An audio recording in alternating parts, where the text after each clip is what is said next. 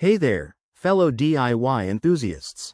Welcome back to our channel, where we break down tricky appliance errors in a simple, straightforward way.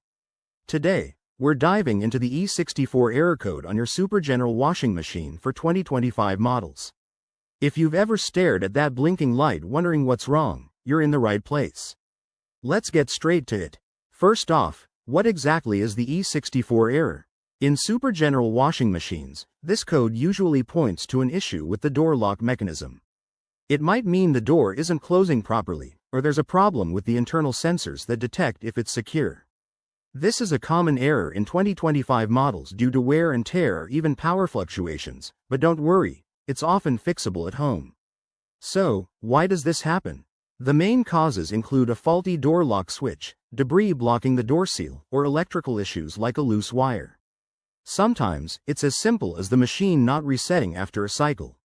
If you've recently moved your washer or had a power outage, that could trigger it too. Now, let's troubleshoot step by step. Start by ensuring the door is firmly closed and there's no laundry stuck in the way.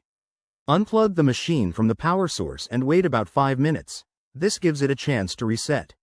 Once it's back on, run a quick test cycle. If the error persists, inspect the door seal for any buildup of lint or detergent residue and clean it thoroughly. You might also want to check the power cord for any damage. If these steps don't resolve the issue, it could be a deeper problem like a defective control board. In that case, it's best to call a certified technician to avoid any safety risks.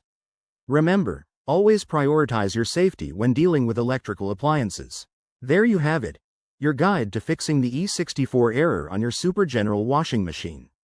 By following these tips, you can get your laundry routine back on track in no time. If you found this helpful, give it a thumbs up and subscribe for more appliance hacks.